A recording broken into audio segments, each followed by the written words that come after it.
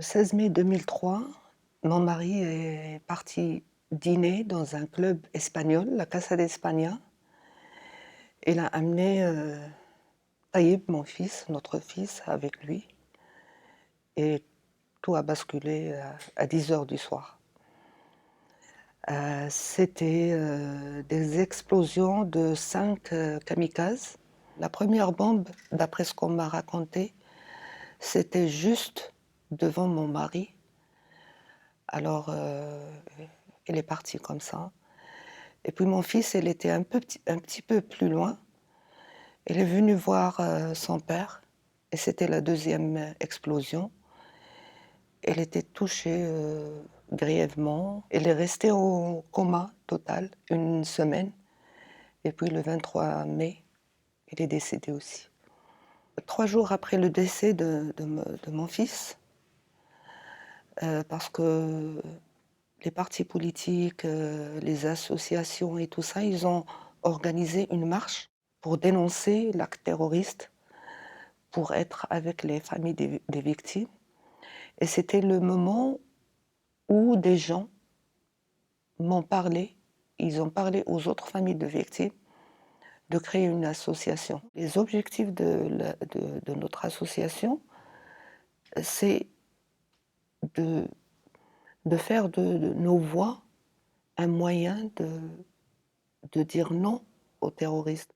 Je vais dans les établissements qui se trouvent dans les quartiers défavorisés. Et c'est là que tout se passe. Parce que les enfants, ils sont issus des familles un peu pauvres. Ils peuvent être radicalisés. On peut leur faire un lavage de cerveau facilement. J'utilise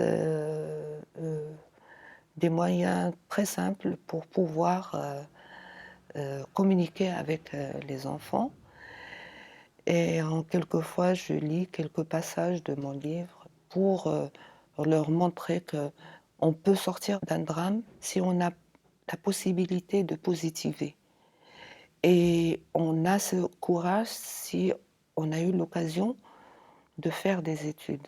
Y avoir un lycée qui porte le nom de Taïeb, ça veut dire que il y aura des générations d'élèves qui vont passer par ce lycée et qui vont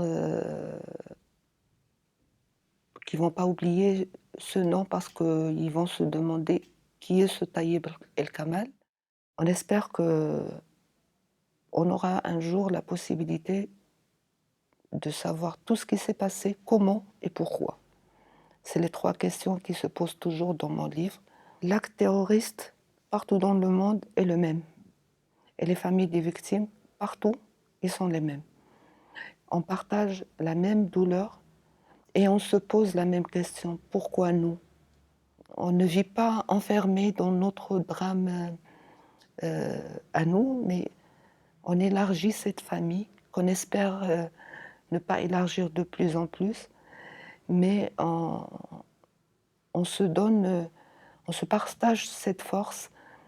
Et d'ailleurs, c'est pourquoi je suis là pour donner un peu de ma force à une maman qui a perdu sa fille en Égypte. Et on essaie de